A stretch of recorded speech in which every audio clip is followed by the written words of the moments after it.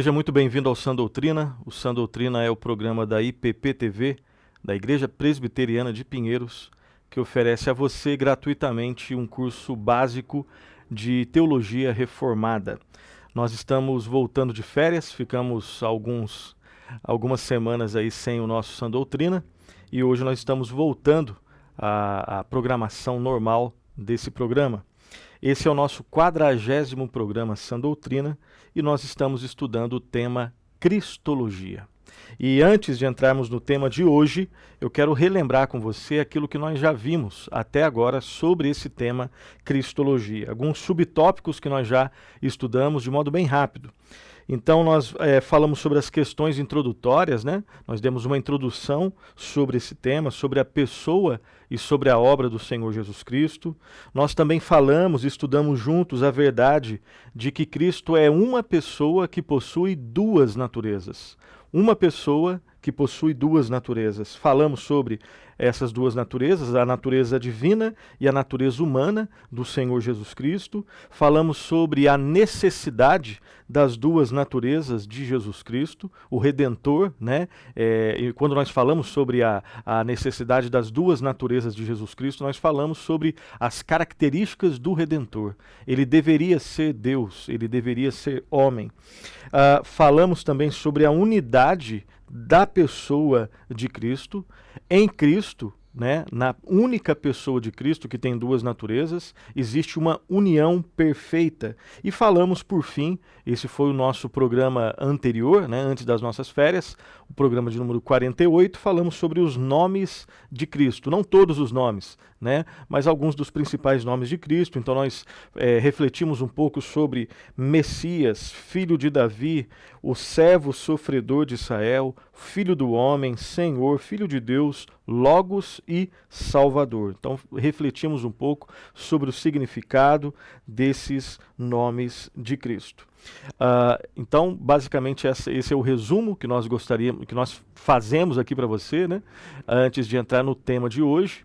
E ainda antes de entrar no tema de hoje, eu quero só lembrar algo que nós, de alguma forma, falamos nas outras aulas, né? Em outras palavras. Eu quero fazer um lembrete aqui muito especial, contextualizando sobre a importância do estudo da Cristologia, né? A importância do estudo da pessoa e da obra do Senhor Jesus Cristo. Então, o lembrete que eu quero colocar aqui para você é o seguinte: o conhecimento da pessoa do Senhor Jesus Cristo e o conhecimento da obra do Senhor Jesus Cristo é o conhecimento mais importante que alguém pode ter nessa vida. Não existe nenhum conhecimento maior, mais importante do que conhecer a pessoa e a obra do Senhor e Salvador Jesus Cristo. Uma pessoa que passa pela vida, tendo vivido 10 anos, 20 anos ou 110 anos, sem conhecer quem é Jesus Cristo e o que Cristo fez, é uma pessoa que viveu a vida desperdiçando-a. Então, repito pela última vez, e depois nós vamos frisar no final novamente, não existe nenhum conhecimento mais importante do que o conhecimento da pessoa e da obra do Senhor e Salvador Jesus Cristo. Então, à luz disso, aí agora sim, nós vamos falar sobre o programa de hoje. Depois dessa introdução, desse contexto, no programa de hoje nós estudaremos o seguinte tema: os estados de Cristo. E nós vamos falar, não hoje dos dois, né? Mas hoje nós vamos falar desse primeiro estado de Cristo, o estado de humilhação. E no próximo programa, Deus permitindo, nós vamos falar sobre o estado da exaltação. Então hoje nós começamos esse novo subtópico nos nossos estudos de Cristologia. Nós falaremos sobre os estados de Cristo.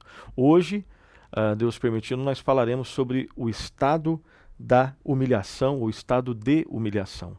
E no próximo, Deus permitindo, o estado de exaltação.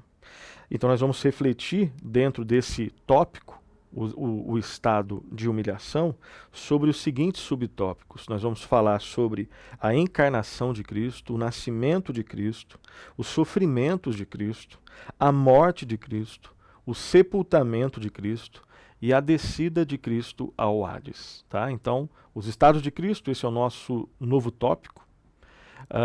E o subtópico que nós vamos estudar, ou melhor, nós vamos falar sobre os estados de Cristo. Subtópico desse grande tópico, nós vamos falar sobre o estado de humilhação. E dentro desse subtópico, nós vamos falar sobre esses outros temas, que vão explicar, que vão dar substância para esse tópico sobre o estado de humilhação de Cristo. O fato de que o Redentor, o Senhor Jesus Cristo, quando veio ao mundo, ele se humilhou. Ele se humilhou. Então vamos entender isso de uma forma um pouco mais clara e também detalhada. Então vamos lá. Começando então a nossa explanação sobre esse tópico. E nós vamos começar falando sobre o estado de humilhação de Cristo, fazendo uma pergunta. Em que consiste o estado de humilhação pelo qual o Senhor Jesus Cristo passou? Em que consiste o estado de humilhação? E a resposta que nós damos, eu quero aqui novamente mostrar para você um dos livros, né, o livro principal que nós estamos utilizando para a confecção, né, do conteúdo das nossas aulas, é esse livro aqui, do Luiz Berkoff, o Manual de Doutrina Cristã, da editora Cultura Cristã. Tá?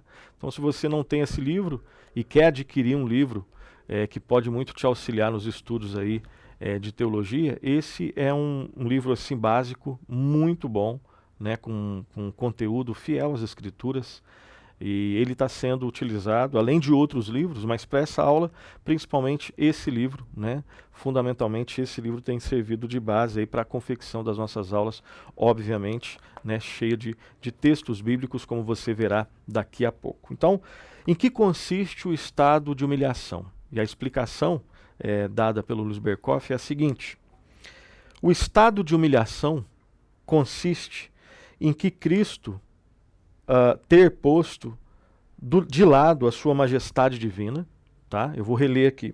O estado de humilhação consiste em Cristo ter posto de lado a sua majestade divina, que era sua como soberano criador do universo. Essa é a primeira parte da resposta. Em que consiste o estado de humilhação do Senhor Jesus Cristo?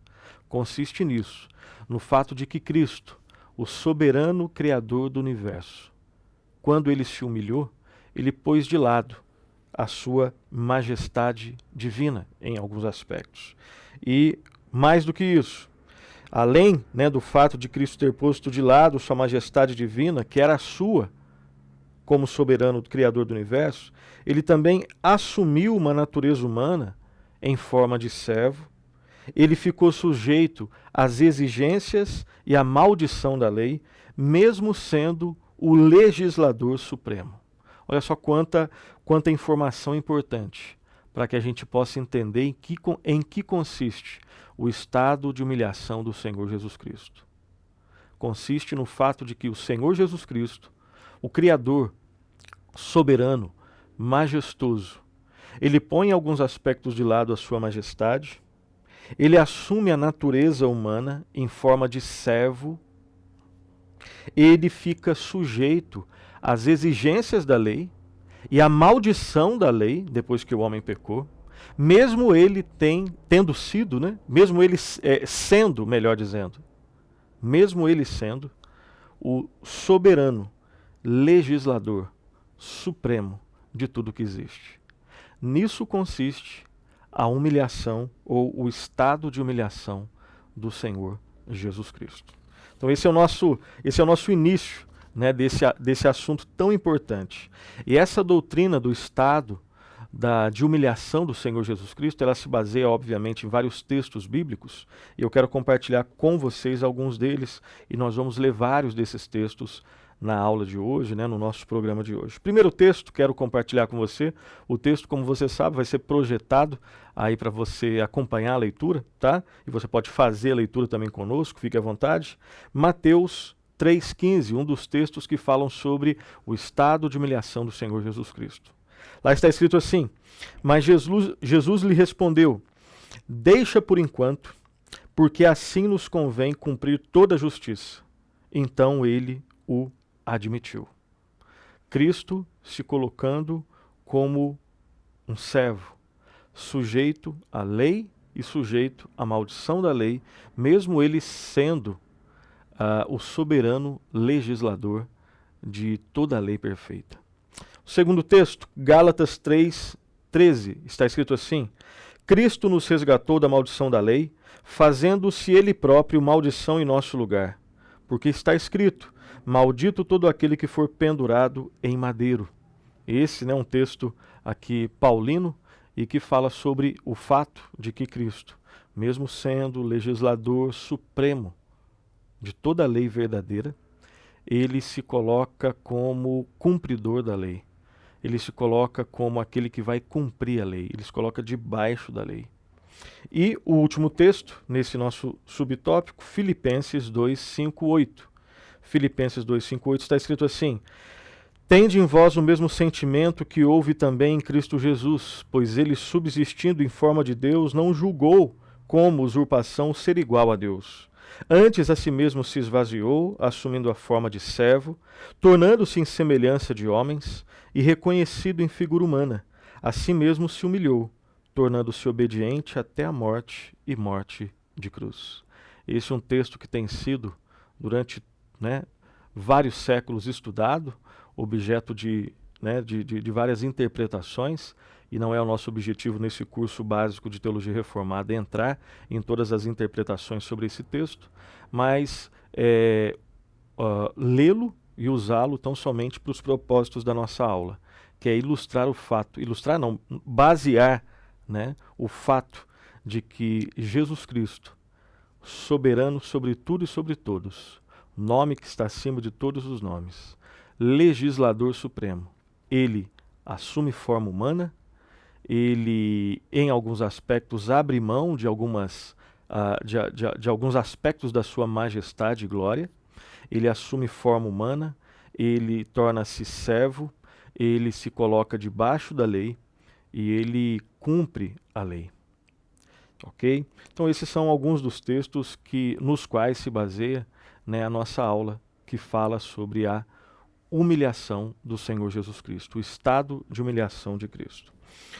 Continuando, o estado de humilhação de Cristo pode ser distinguido em alguns estágios. Quando nós falamos sobre o estado de humilhação de Cristo, existem alguns estágios onde nós vemos claramente Cristo se humilhando. Nós vamos agora analisar até o final da nossa aula esses estágios. Primeiro estágio da humilhação de Cristo diz respeito à sua encarnação e sobre o seu nascimento. Observando, estudando, refletindo, mesmo que brevemente, como é o nosso caso, sobre a encarnação e o nascimento de Cristo, nós vemos o primeiro estágio da sua humilhação. Vamos estudar um pouco isso. Vamos lá. Então, observe que na encarnação, o Filho de Deus, às vezes chamado, como lá em João, de o Verbo, ele tornou-se carne. E o que isso significa? O que significa a encarnação do Verbo? Então vamos refletir. Isso não significa, preste atenção, nós já tivemos uma aula sobre isso também, quando nós falamos da encarnação do Verbo, ou seja, o fato de que o Filho de Deus, o Verbo eterno, se encarnou, se tornou carne, isso não significa que ele deixou de ser o que era e se transformou no homem. Não é isso. Repito, quando a Bíblia nos ensina que o Verbo se tornou carne ou tornou-se carne, isso não significa que Cristo deixou de ser quem ele era e se transformou num homem. Não é isso. É importante lembrar que em sua natureza essencial, o Filho de Deus é exatamente o mesmo, antes e depois da encarnação. Ok? Então o que aconteceu? Se ele não se transformou em algo que ele não era, se ele não deixou de ser o que era para se transformar num homem, o que significa o verbo se encarnar? Preste atenção. Encarnação, biblicamente falando, significa meramente que ele tomou, além da sua natureza divina, agora uma natureza humana completa, que consiste em corpo, alma e espírito. Ok? Então, Cristo sempre foi Deus, é Deus e sempre será Deus. Ele, quando se encarnou, ele não deixa a sua natureza divina. E o que acontece? Ele toma uma natureza humana.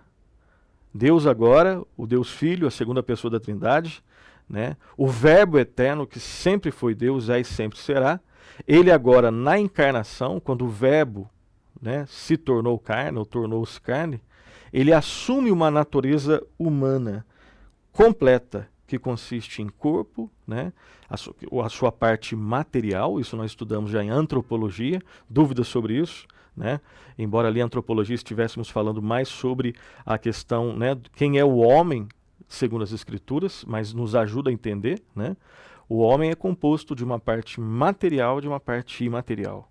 A parte material é chamada de corpo, a parte imaterial é chamada de alma e espírito. Não são coisas diferentes, é a mesma coisa. A Bíblia utiliza alma e espírito de forma indistinta, né? E Cristo, quando se encarna, ele não deixa de ser o que era para se transformar em uma outra coisa ou uma outra pessoa. Ele continua sendo Deus, agora ele toma uma natureza humana, né? Ele realmente torna-se humano de forma completa, né? Sem deixar de ser Deus, ok? Alguns textos que mostram essa verdade. Vamos ler alguns deles. O primeiro texto vai ser projetado para você, João 1,14. Está escrito assim: E o Verbo se fez carne e habitou entre nós, cheio de graça e de verdade, e vimos a sua glória, glória como do unigênito do Pai. Glória como do unigênito do Pai.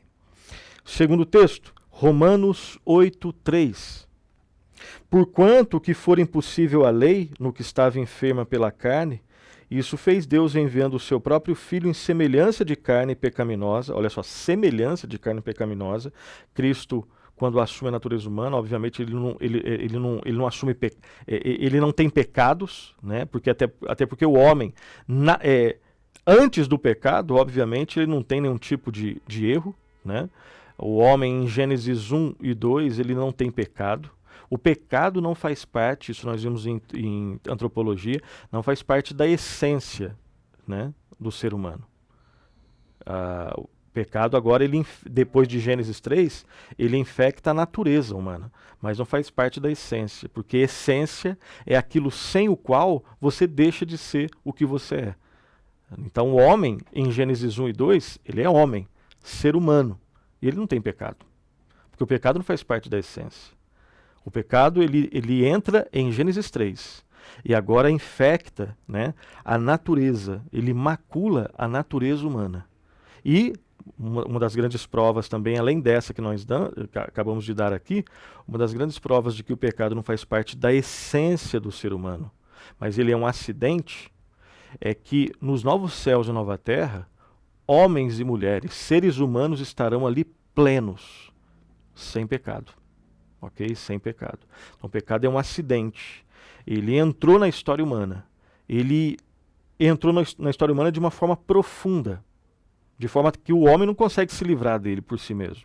Ele precisa de uma intervenção sobrenatural, de uma intervenção divina, né? E essa intervenção se deu quando o Deus Pai, né, o Conselho Trinitário, ele envia o Filho para vir ao mundo, tornar-se carne, não deixando de ser quem ele era, mas assumindo a forma humana, cumprindo toda a lei, se humilhando, morrendo em nosso lugar, para que nele, mediante arrependimento e fé, nós tenhamos perdão, purificação, salvação, redenção. E nós continuaremos a ser homens e mulheres, seres humanos, agora perdoados, purificados, redimidos, sem pecado, ok? Então, voltando ao texto de Paulo, Romanos 8,3, peço que seja projetado aí de novo. Porquanto o que for impossível à lei no que estava enferma pela carne, isso fez Deus enviando o seu próprio Filho em semelhança de carne pecaminosa, e no tocante ao pecado, e com efeito condenou Deus na carne o pecado. Então, tanto o texto de João, né, no princípio era o Verbo estava com Deus e o Verbo era Deus. O versículo 14 que nós lemos, né?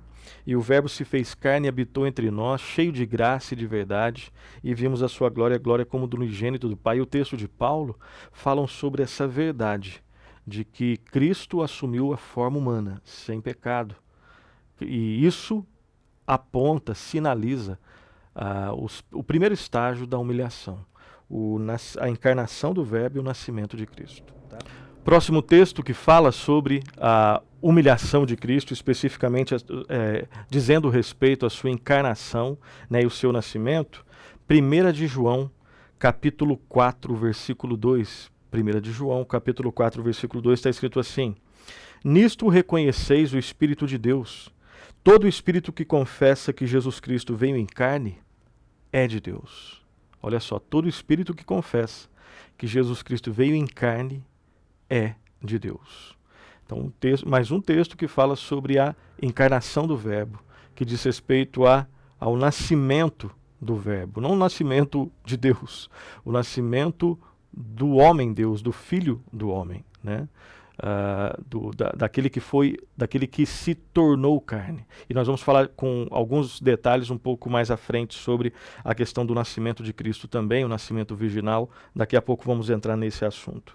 E o último texto, nesse caso aqui, 2 de João, versículo 7. 2 de João 7 diz assim: Porque muitos enganadores têm saído pelo mundo afora, os quais não confessam que Jesus Cristo vindo em carne.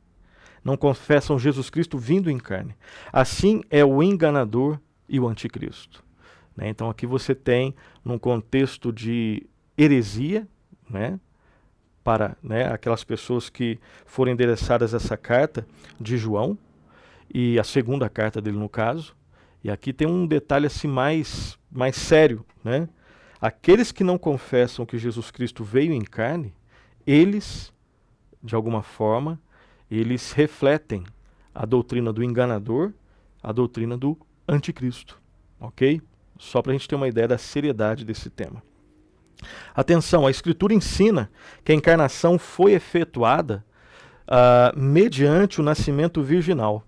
E a Confissão Belga, um importante documento ali do século XVI, ela ensina que a natureza humana de Cristo foi concebida, aí abre aspas, foi concebida no ventre da bem-aventurada Virgem Maria, pelo poder do Espírito Santo, fecha aspas, sem a participação do homem. Esse foi o contexto do nascimento do Senhor Jesus Cristo, né?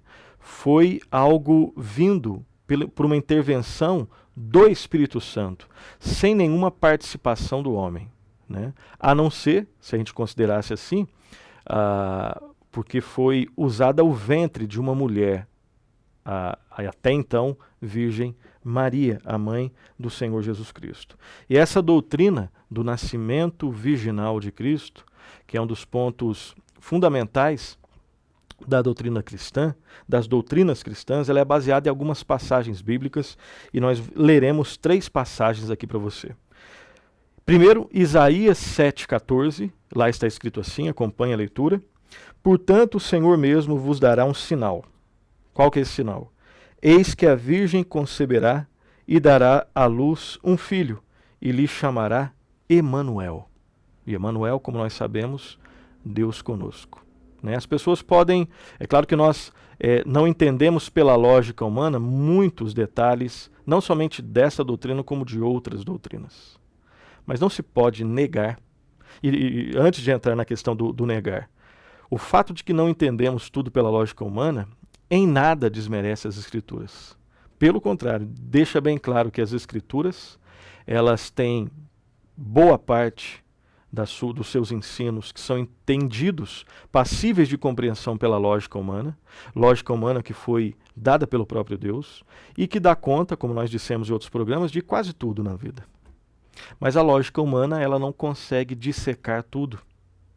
E isso está completamente coerente com o ensino bíblico, que fala de um Deus soberano, onipotente, onipresente, onisciente, e de um homem que é limitado. E além de limitado, depois de Gênesis 3, caiu em pecado. Não, quando você entrar em um determinado assunto, seja ele qual for, e você tiver que escolher entre o sola escritura e o sola lógica, fique com sola escritura. Porque a lógica, ela não é Deus, ela não dá conta de tudo.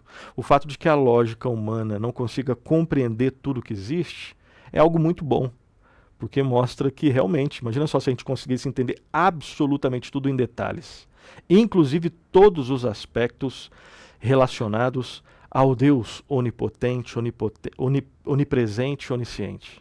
Significaria que em algum aspecto nós somos também deuses. Não. A lógica é uma benção, nós não somos Deus. E nós não somos deuses.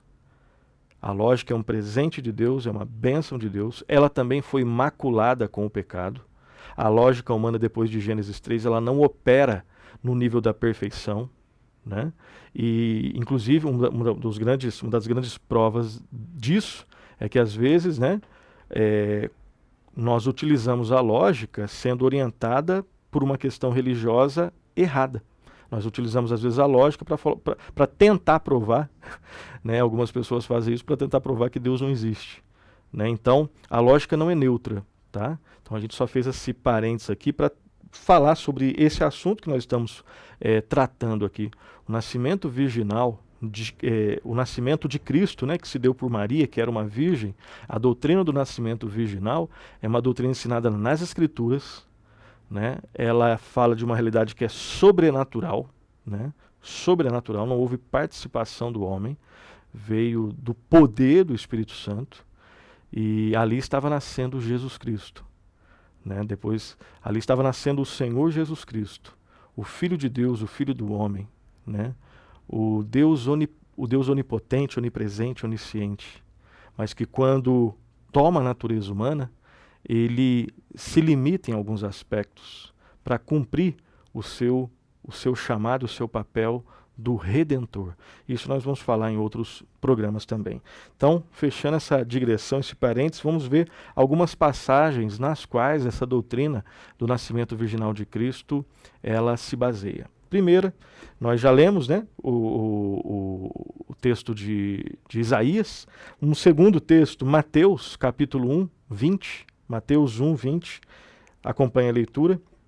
Enquanto ponderava nessas coisas, eis que lhe apareceu em sonho um anjo do Senhor, dizendo: José, filho de Davi, não temas receber Maria, tua mulher, porque o que nela foi gerado é do Espírito Santo. Fala exatamente do que estávamos falando anteriormente, né?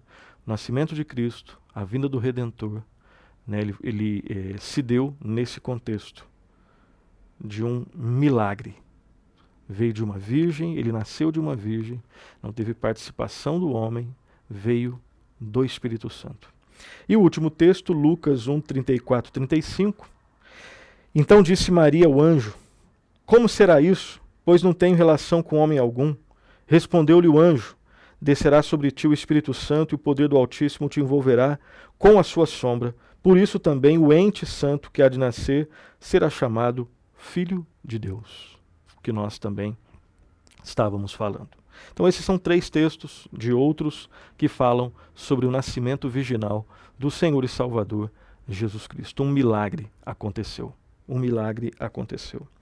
A doutrina também falando ainda, né, sobre a doutrina do nascimento virginal, nós podemos dizer que a obra do Espírito Santo, em relação ao nascimento de Cristo, ela foi dupla.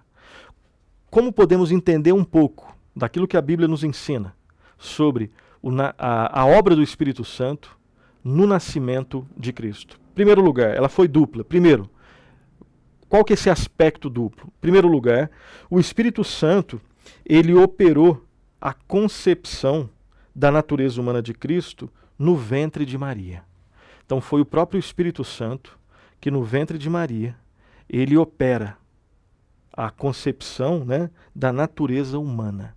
Cristo, Deus, né, sempre foi Deus, ele é Deus e sempre será Deus, mas quando ele vem ao mundo, e no contexto do seu nascimento, é o Espírito Santo que opera no ventre de Maria a concepção humana do Senhor Jesus Cristo. Não foi o homem, foi o Espírito Santo. Esse é a primeira faceta da obra do Espírito Santo no nascimento de Cristo.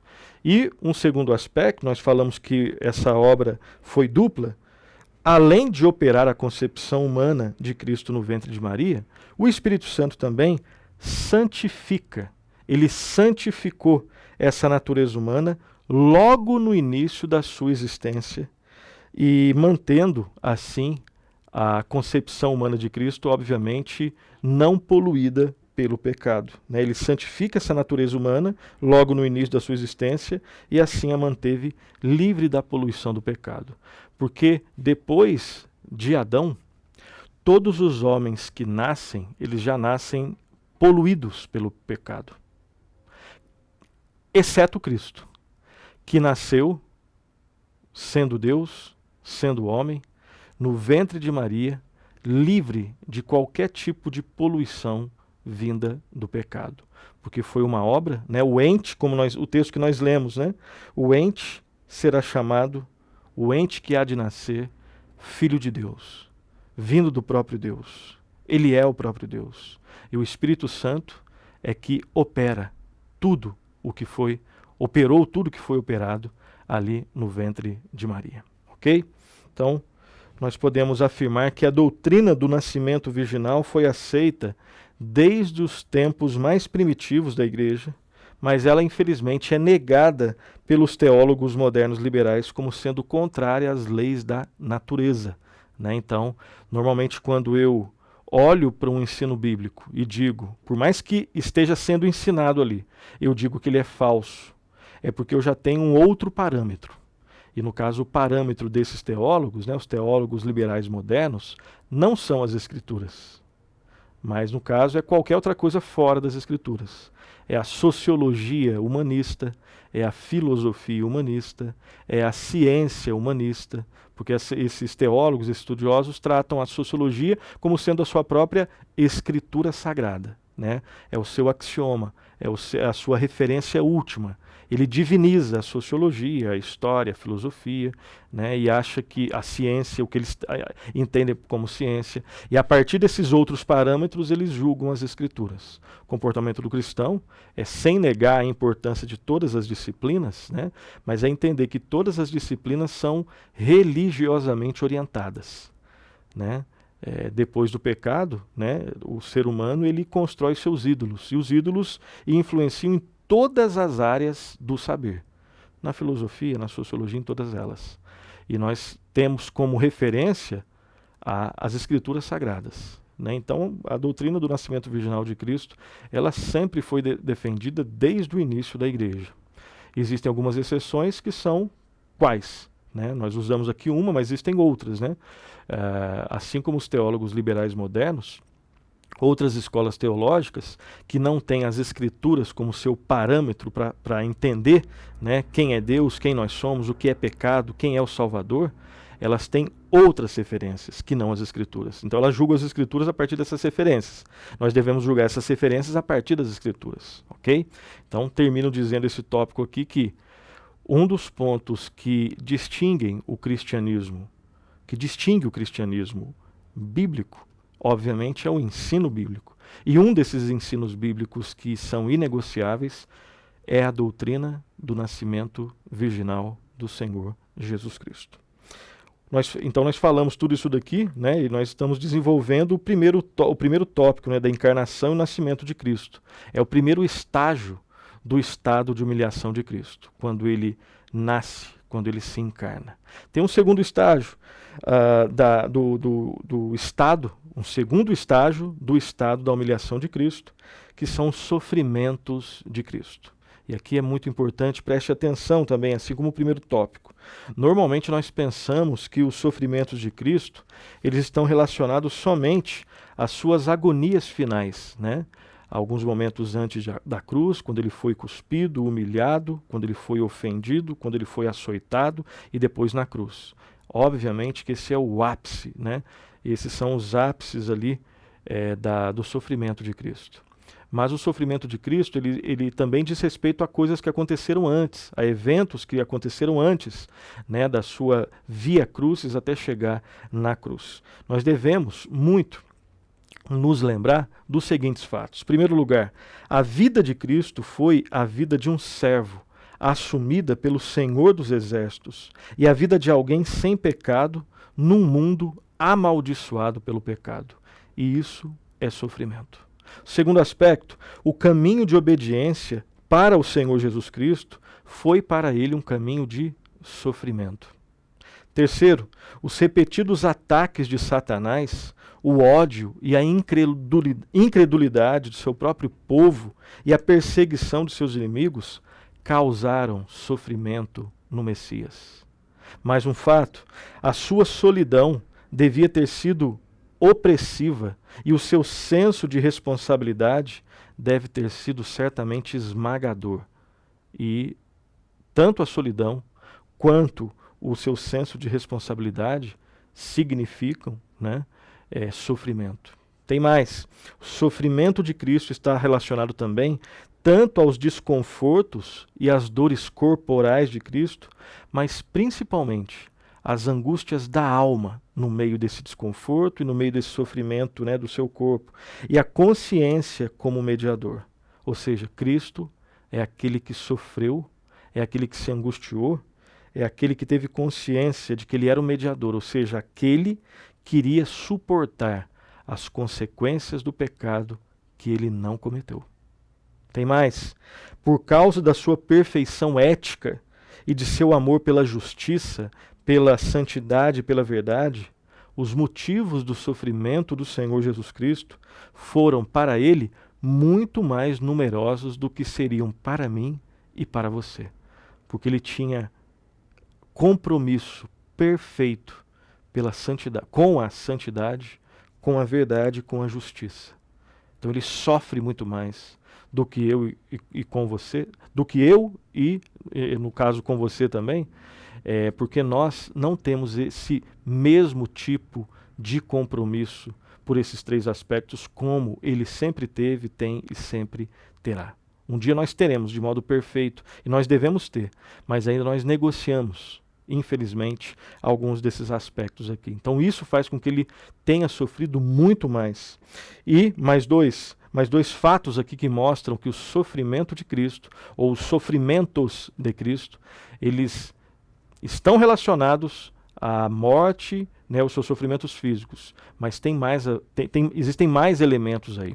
Mais um elemento, ninguém poderia sentir a profundidade, né, a pungência da dor e tristeza e o mal moral como Jesus. Ele sente muito mais do que toda a humanidade. E por fim, um último fato, as tentações de Cristo foram também uma parte de seus sofrimentos e foram uma parte essencial. Cristo foi tentado, nunca pecou, mas ele foi tentado. Isso foi sofrimento. Isso sinaliza sofrimento.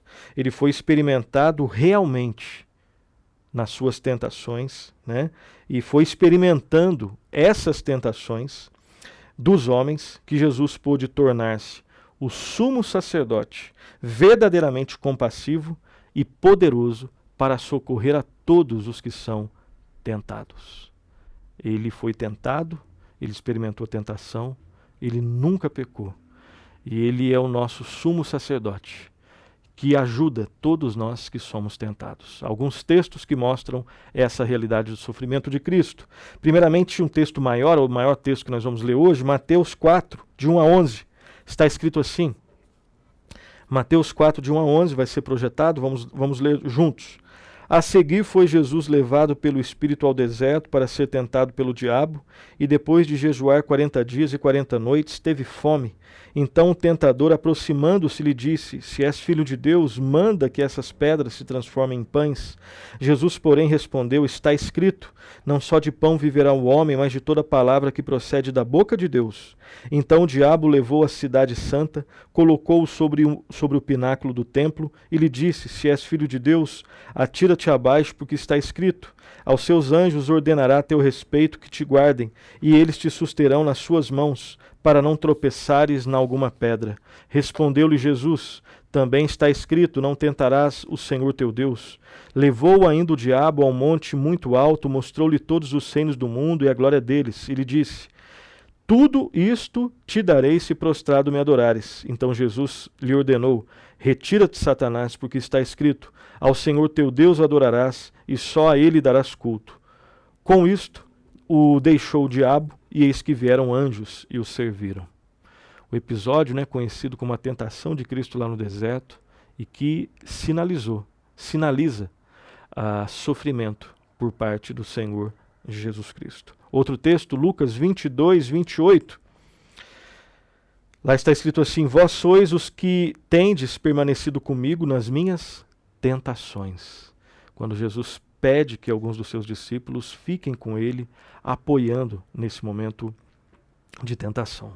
Outro texto, João 12, 27. Está escrito assim: agora está angustiada a minha alma, e que direi eu? Pai, salva-me desta hora? Mas precisamente com este propósito vim para esta hora. Um outro texto que mostra sofrimento. E nós não conseguimos entender profundamente tudo que, tudo que Jesus Cristo experimentou. Não mesmo. Nós conseguimos entender um pouco. E o pouco que nós entendemos, o pouco que é permitido vislumbrar nas Escrituras já é suficiente para chegarmos à conclusão de que foi muito sofrimento. Mais 3 textos. Hebreus 2,18, está escrito assim: pois naquilo que ele mesmo sofreu, tendo sido tentado, é poderoso para socorrer os que são tentados. Nele está a nossa esperança nas tentações. Ele sofreu e venceu. Hebreus 4,15 está escrito assim: porque não temos sumo sacerdote que não possa compadecer-se das nossas fraquezas. Antes, ele foi tentado em todas as coisas, à nossa semelhança, mas sem pecado. Provavelmente na nossa semelhança, ou em nossa semelhança, né? Porque nós sofremos, e Cristo sofreu muito mais. Só que nós pecamos, e ele nunca pecou. E por fim, Hebreus 5, 7, 9 está escrito assim: ele, Jesus, nos dias da sua carne, tendo oferecido com forte clamor e lágrimas, orações e súplicas, a quem o podia livrar da morte, tendo sido ouvido por causa de sua piedade, embora sendo filho, aprendeu a obediência pelas coisas que sofreu. E tendo sido aperfeiçoado, tornou-se o autor da salvação eterna para todos os que lhe obedecem. Cristo, como Deus, ele não precisa aprender nada. Cristo, porque também era homem, Cristo 100% Deus, né? E como 100% Deus, ele não precisa aprender nada. Cristo como homem, e Cristo era 100% homem depois da sua encarnação, ele aprendia as coisas. Ele aprendia as coisas.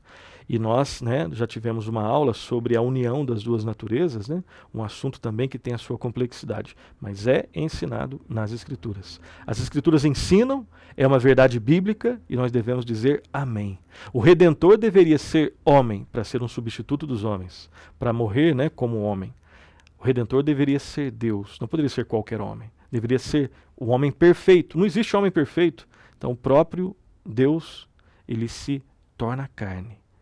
Agora um homem perfeito, Jesus Cristo, né? E o Redentor deveria ser Deus, porque nenhum homem consegue suportar a ira de Deus. Então estou só lembrando aqui de alguns aspectos de aulas anteriores, né, para a gente entender. E o que, entre outras coisas, o que está sendo ensinado aqui. A doutrina da união das duas naturezas. E nós demos algumas indicações bibliográficas, se você quiser se aprofundar, né, nesse assunto tão vasto, que nós entendemos em parte, e em outra parte a Bíblia se cala e nós nos calamos. Né? Mas o que a Bíblia nos ensina já é suficiente para nos prostrarmos em adoração frente ao nosso Redentor, que em parte é compreensível e outra parte nós não entendemos e o adoramos. Ok? Existe aqui uma pergunta que normalmente é feita, eu quero lembrar, talvez você já esteja fazendo essa pergunta, já fez, ou se não fez, nós vamos fazer aqui para que você pense nisso. Né? Normalmente quando nós falamos sobre essas questões, uma pergunta, pelo menos uma pergunta é levantada. A pergunta é a seguinte: como foi possível para o Senhor Jesus Cristo, aquele que estava isento de pecado, como foi possível ele ser tentado? Né? Nós entendemos porque nós somos tentados, pelo menos em boa parte. Agora, como entender que Jesus Cristo, alguém que estava isento de pecado, ou seja, ele nunca pecou, não peca e nunca pecará, porque ele é Deus, o homem e também um homem perfeito, né, que não é possível que ele caia. Adão era perfeito e ele era passível de queda. Cristo não. Então, como é possível entender essa realidade? Jesus Cristo, aquele que não pecaria, ser tentado. Né? E a resposta não é tão simples, né? Mas qualquer resposta que queira honrar o ensino das Escrituras Sagradas, ela deve considerar duas verdades. Se em qualquer resposta a essa pergunta não tiver essas duas verdades, é uma resposta mentirosa, é uma resposta enganosa, ok? Qualquer resposta que queira honrar as Escrituras, ela deve conter pelo menos essas duas verdades aqui. Primeiro, a realidade das tentações de Cristo. As tentações eram reais, eram fortes, Não pode minimizar, falar, não eram tentações. Eram tentações reais. Elas realmente elas aconteceram. Primeira verdade que temos que lembrar. E uma segunda, a certeza de que essas tentações nunca poderiam resultar em pecado por parte de Jesus. Ele foi tentado e não pecou. Então, como entender que Jesus, o impecável, foi tentado? Nós elaboramos as nossas respostas. E nessas respostas devem estar contidas essas duas verdades. Primeiro, foram tentações reais. Segundo lugar, Jesus Cristo nunca cairia em nenhuma tentação. Ok? Então, agora terceiro, o estágio do estado da humilhação de Cristo. A morte de Cristo. Vimos então o seu nascimento, a sua encarnação. Vimos também os seus sofrimentos, né, o fato de que Cristo sofreu. E agora veremos o terceiro estágio, a morte de Cristo. Perceba que esses estágios eles vão cada vez mais aprofundando na questão do sofrimento. Quando nos referimos à morte de Cristo, estamos falando da sua morte física. Tá? Primeira consideração. Segunda consideração. É importante lembrar que Cristo não morreu em consequência de um acidente, não foi um acidente. Também não morreu pelas mãos de um assassino, mas ele morreu por uma sentença judicial, a sentença de um juiz. E isso é importante lembrarmos. Tá? Era importante que fosse assim, pois ele tinha que ser contado com os transgressores. E um juiz deveria julgá-lo e puni-lo. E é importante e significativo que Jesus fosse julgado e sentenciado por um juiz romano, que representava o mais alto poder judicial do mundo naquele contexto, funcionando assim pela graça de Deus e dispensando justiça em nome de Deus. Né? Deus é soberano sobre o Império Romano. E Deus sabia quando Cristo foi julgado pelo imperador. Né? E não existe nenhuma autoridade que não provenha de Deus. Né? Esse é outro assunto que nós vamos entrar em todos os detalhes, mas Deus sabia, né? E mais, Deus era soberano, e mais, Deus predestinou tudo isso que aconteceu. Nós já falamos sobre isso em aulas anteriores. E outro fato de significado especial nisso que nós estamos falando é que Cristo não foi decapitado e ele não foi apedrejado até a morte, no contexto da sua morte, mas ele foi crucificado. Isso é importante. Ao sofrer esse tipo de castigo, esse tipo romano de castigo, ou seja, a crucificação, isso significa que ele foi contado com os mais vis dos criminosos. E ele foi contado como a escória da humanidade, satisfazendo assim as exigências da lei daquele contexto. Exigências extremas da lei daquele contexto. Então, naquele contexto, ser crucificado é muito pior, obviamente, do que ser decapitado e do que ser apedrejado até a morte. Cristo sofreu o pior tipo de punição daquele contexto. E, por fim, lembramos que Jesus sofreu uma morte maldita, provando com isso que ele se tornou maldição por nós. Maldição em nosso lugar. 2 textos que falam sobre essas realidades. Deuteronômio 21, 22, 23. Deuteronômio 21, 22, 23 está escrito assim: se alguém houver pecado passível da pena de morte e tiver sido morto, e o pendurares no madeiro, seu cadáver não permanecerá no madeiro durante a noite, mas certamente o enterrarás no mesmo dia, porquanto o que for pendurado no madeiro é maldito de Deus. Assim não contaminarás a terra que o Senhor teu Deus te dá em herança. E Cristo foi crucificado, foi punido dessa maneira, sendo feito maldição por nós. E Gênesis 3,13, Cristo nos resgatou da maldição da lei, Gálatas 3,13. Cristo nos resgatou da maldição da lei, fazendo-se Ele próprio maldição em nosso lugar, porque está escrito: maldito todo aquele que for pendurado em madeiro. Ok? Quarto estágio do estado da humilhação de Cristo, o sepultamento de Cristo. Então, primeira consideração que nós podemos fazer aqui é que a morte de Cristo não foi o último estágio da sua humilhação. A sua humilhação continua. O seu sepultamento, que se seguiu à sua morte, também foi parte da sua humilhação. E aqui nós devemos lembrar que a volta do homem ao pó é parte do castigo do pecado. O homem veio do pó e ao pó retornarás. Isso foi dito depois do episódio do pecado. E Cristo experimentou isso, né? Uma humilhação depois da sua morte física. Gênesis 3,19 está escrito assim, vai ser projetado: no suor do rosto comerás o teu pão até que tornes a terra, pois dela foste formado, porque tu és pó e ao pó tornarás. E Cristo cumpriu toda a lei no nosso lugar. E algumas outras passagens das Escrituras que ensinam a permanência de Jesus na sepultura e ensinam que essa permanência era uma humilhação são as seguintes. Mais um texto aqui, Salmo 16:10 está escrito assim: pois não deixarás a minha alma na morte, nem permitirás que o teu santo veja corrupção. Então Cristo experimentou a morte, Cristo experimentou o sepultamento, mas aqui, né, a certeza de que ele não ficará ali. Ele é o Senhor da vida e a morte não pôde contê-lo. Um outro texto, Atos 2:27, está escrito assim: porque não deixarás a minha alma na morte, nem permitirás que o teu santo veja corrupção. Aqui é o discurso de Pedro repetindo, né, o texto de Salmo 16. Né, no discurso corajoso de Pedro depois da vinda do Espírito Santo. E o último texto que mostra essa realidade de que no sepultamento Cristo continuou experimentando humilhação. Atos 13:34-35 está escrito assim: e que Deus o ressuscitou dentre os mortos para que jamais voltasse à corrupção. Desta maneira o disse: e cumprirei a vosso favor as santas e fiéis promessas feitas a Davi. Por isso também diz em outro salmo: não permitirás que o teu santo veja corrupção. Aqui novamente, né, no finalzinho, uma repetição do Salmo 16. Não permitirás que o teu santo veja corrupção. E algumas outras considerações, pelo menos mais uma consideração sobre esse fato.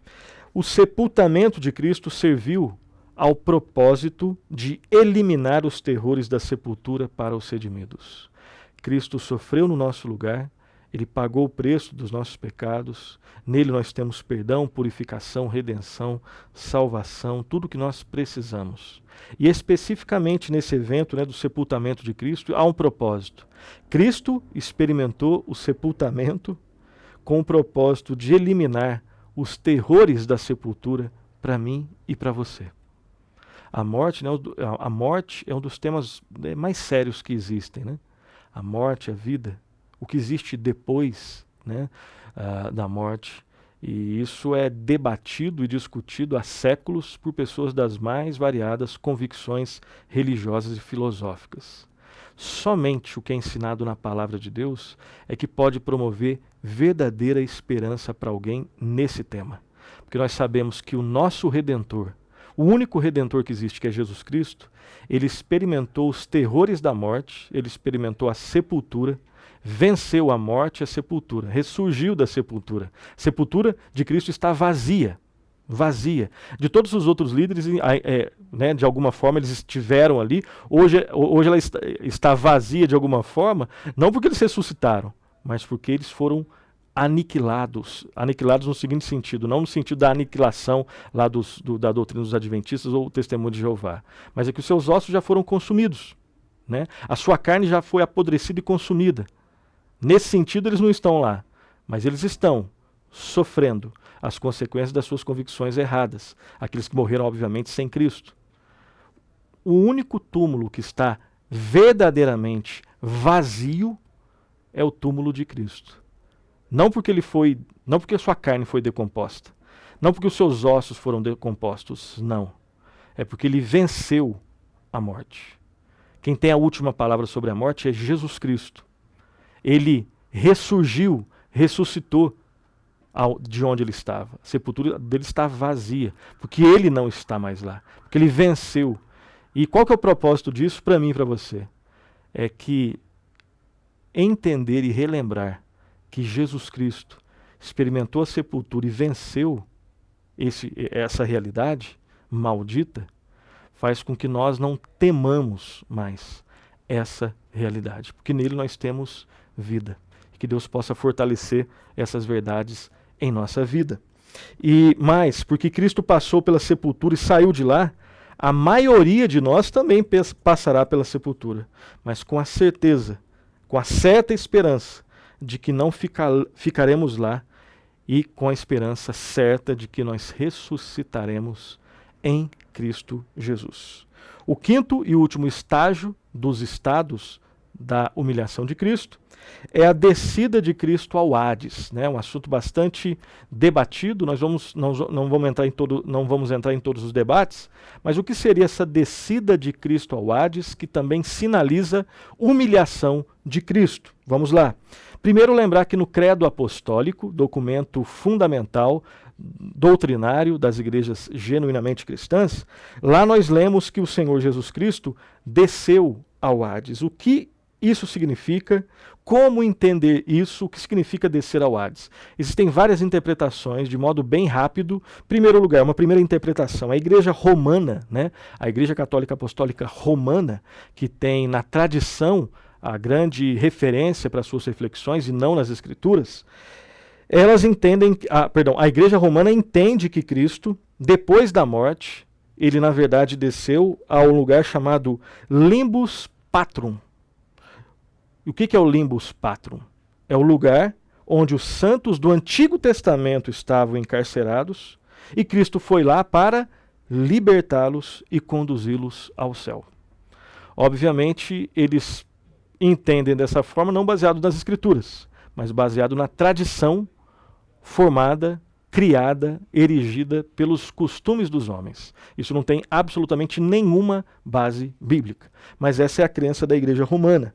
A Igreja Luterana, de forma rápida, né, bem resumida aqui, sobre esse assunto, ela considera a descida ao Hades como o primeiro estágio da exaltação de Cristo. Nós consideramos que é o último estágio, né, da humilhação de Cristo. A Igreja Luterana já entende que é o primeiro passo, primeira sinalização da exaltação de Cristo. No entendimento luterano, é uma espécie de marcha triunfal para celebrar a sua vitória sobre os poderes das trevas, né? Como se Cristo estivesse dizendo, eu vim, vi e venci. Né, eu estou aqui, foi ao Hades para deixar bem claro que ele venceu. Né? Esse é o entendimento, de modo bem rápido, bem resumido, da Igreja Luterana.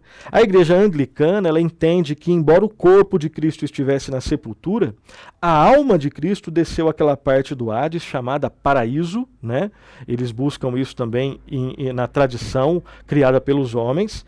E esse lugar chamado paraíso, que é uma parte do Hades, seria uma habitação da alma dos justos, e ali ele fez uma exposição mais completa da verdade. Então Cristo de alguma forma ensinou quando ele foi ao Hades, na parte do Hades que se chama paraíso, e ele foi lá, e ali o paraíso é formado pelos justos, né? De novo, isso é construído pela tradição. Algumas tradições humanas acreditam nisso, e ali ele faz uma exposição mais detalhada da verdade, do seu ensino. Tá? Então, de modo bem rápido, a tradição romana, a tradição luterana, a tradição anglicana e, por fim, as igrejas reformadas normalmente interpretam a frase desceu ao Hades de modo obviamente figurado, não é literal, é figurado, como uma expressão que aponta para o fato de que Cristo sofreu as agonias do inferno quando ele esteve no Getsemane, no jardim do Getsemane, e na cruz. Então não foi Cristo que desceu ao Hades, ao inferno.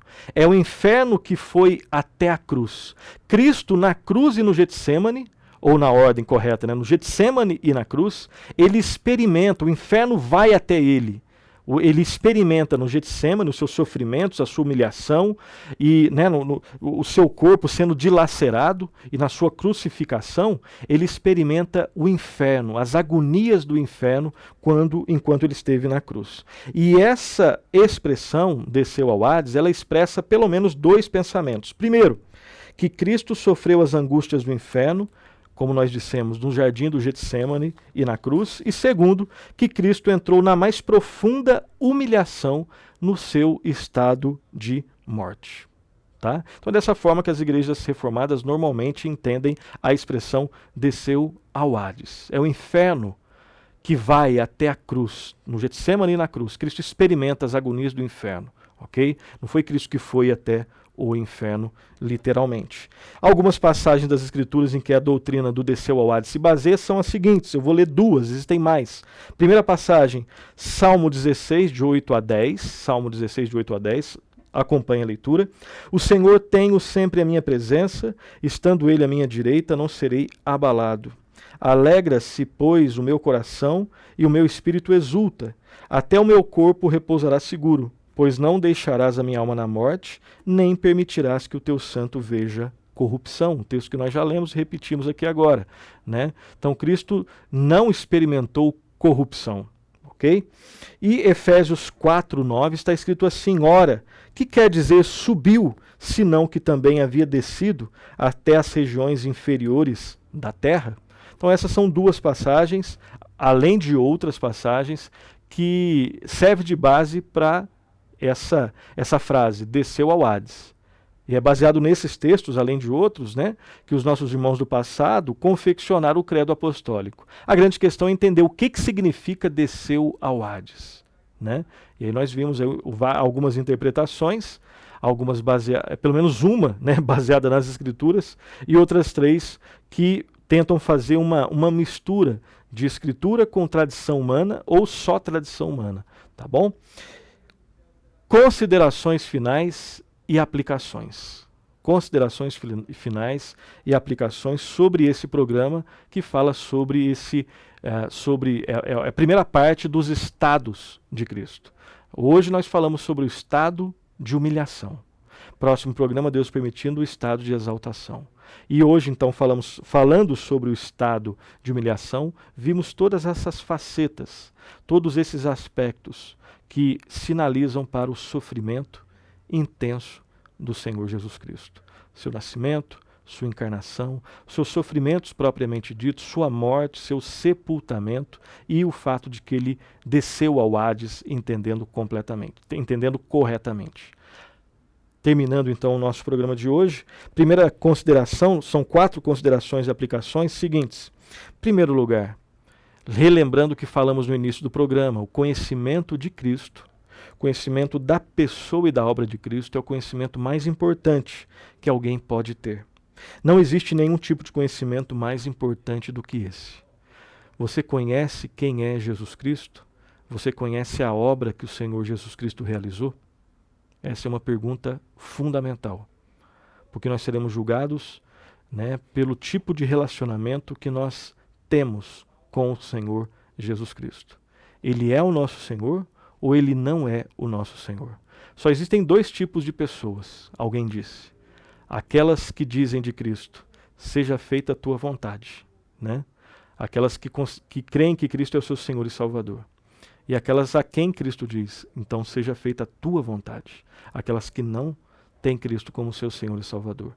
E essas verdades mudam a nossa vida aqui no tempo e na eternidade. Segunda consideração, o Senhor, como nós vimos, o Senhor Jesus Cristo, ele foi humilhado e ele sofreu. Os seus discípulos, nós que cremos em Cristo, também passaremos por humilhação e por sofrimento. Esteja certo disso. Isso é difícil. Isso é um desafio. Isso também é um privilégio, dado somente àqueles que são filhos de Deus e discípulos de Cristo Jesus. Quem não é discípulo de Cristo Jesus, quem não é filho de Deus, quem não tem Cristo como seu Senhor e Salvador, não experimentará esse tipo de sofrimento e humilhação. Experimentará um tipo de sofrimento e humilhação que a gente não consegue nem imaginar, e eternamente. Mas esse tipo de sofrimento e humilhação, ou seja, sofrer porque nós somos de Cristo, sofrer porque somos parte do povo de Deus, somente quem faz parte do povo de Deus, somente quem é cristão experimentará. Infelizmente, mesmo nós sendo cristãos e fazendo parte do povo de Deus, nós ainda pecamos, ofendemos a Deus, mas uma das provas que nós somos filhos de Deus e somos de Cristo é que nós nos arrependemos e voltamos para Cristo e experimentamos a disciplina e a correção paternal. Mas somos de Cristo e não somos abandonados por Ele. Mas experimentaremos nesse mundo que jaz no maligno, humilhação e também sofrimento. E quando sofremos, olhemos para o Senhor Jesus Cristo. O sofrimento na vida do cristão mostra a identificação do cristão com Cristo. E quando sofrermos, e nós vamos sofrer, e quando formos humilhados, e nós seremos humilhados, olhemos para o Senhor Jesus Cristo. Terceiro, o Senhor Jesus Cristo morreu e ressuscitou, e os que creem nele têm a vida eterna. Jesus sofreu, Jesus foi humilhado, Jesus morreu, mas Jesus ressuscitou, para que eu e você, nós tenhamos vida eterna nele. E por fim, uma frase que eu gostaria de compartilhar com você e que creio que reflete uma verdade bíblica sobre esse tema. Alguém disse que a sua vida com Cristo é uma vitória constante, não obstante as aparentes derrotas. Agora, a sua vida sem Cristo é uma derrota constante, não obstante as aparentes vitórias. Pense nisso, reflita nisso, se arrependa dos seus pecados e creia no Senhor e Salvador Jesus Cristo, e que nós possamos passar nossa vida buscando conhecer a pessoa de Cristo e a sua obra pela vida de cada um de nós. Assim nós terminamos o nosso programa, que falou sobre o estado de humilhação, e no próximo programa, Sã Doutrina, Deus permitindo, nós falaremos sobre a segunda faceta sobre os estados de Cristo, o estado de exaltação. E nós veremos, estudaremos juntos a ressurreição de Cristo, a ascensão de Cristo, a entronização de Cristo à direita de Deus Pai e a volta física de Cristo.